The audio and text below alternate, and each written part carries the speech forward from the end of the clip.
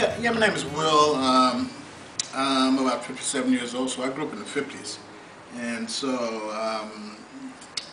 yeah, things were maybe a little different from now, but the idea about how to be a man, I sort of got that from my father, but I also got a lot of that stuff from TV and books that I read. And in the beginning, my father really wasn't a role model per se, because we were poor, and I didn't want to be poor, and he drove a tractor. I didn't want to drive a tractor, so I got a lot of, in terms of what I wanted to be, I got from books. And so I wanted to be somebody's hero, and that to me was what men were about, trying to be a hero, take care of things, take care of the family, be strong, be the boss. That was one of the primary things that I learned when I was a kid, is that the men were the boss, and that we basically had the last word. And so sort of learned that early in life, and so I tried to sort of identify with being strong and learn how to fight. When I came home from school and I got into a problem with some person, I had to fight. Couldn't come home crying.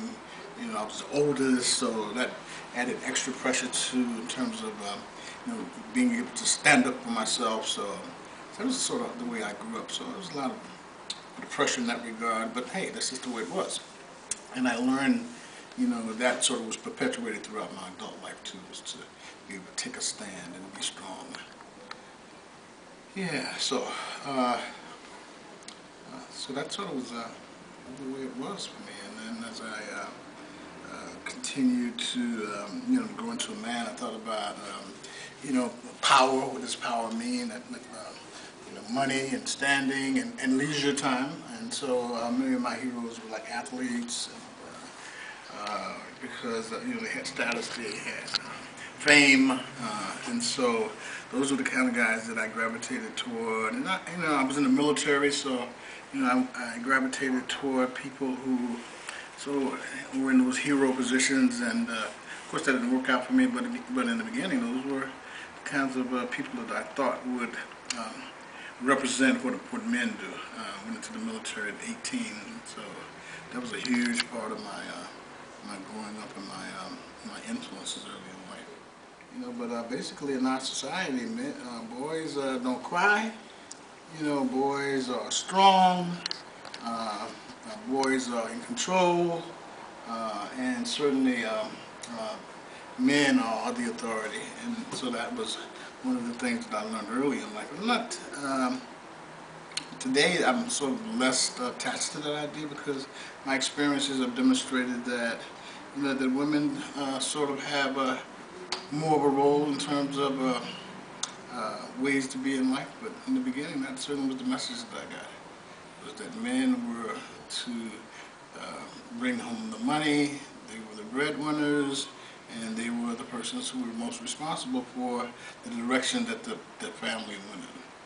And so that's sort of the way it was, and it continues to be like that on certain levels, although I have learned that it's not completely like that all the time. So I'm more flexible. Today, my sense of being a man is someone who is able to listen and to plan and to be responsible for himself and for his family. Those would certainly be ideals that I would encourage if I had. I don't have any children, but if I had a son, I would certainly encourage him to be strong and to have some integrity and to treat people in ways that are respectful, whether they be women or other men. A sense of compassion and understanding, and a willingness to accept other people with dignity and respect. So, which is less about competing with other people in the world, or other men in the world. It's less about that now than sort of trying to live in harmony with other people, and to sort of form alliances to make life in the community a better place. So these are the kinds of ideas that I'm sort of more in tune with now, less about material things than things that sort of tend to make me feel better as a person.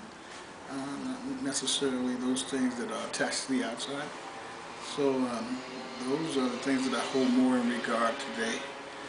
Sense of self-respect and dignity, and treating others in that same way. Yeah, I think that it's the way things are today, and the misnotions about young boys and their involvement in life. And you mentioned that about acting out crime, those sorts of things, which is sort of prevalent in terms of the media. But I think that there's more to young men than that. But that's the sort of thing that gets highlighted, for whatever reason. And maybe that has to do with control, or sort of dictating certain ideas. But yeah, I would suggest that we began to listen to each other more, and to especially those role models in our communities, those role models like our teachers and our parents, who are sort of leading the kinds of productive lives that seem to be important for us. I think that we can all be what we want to be if we invest in ourselves and in our communities.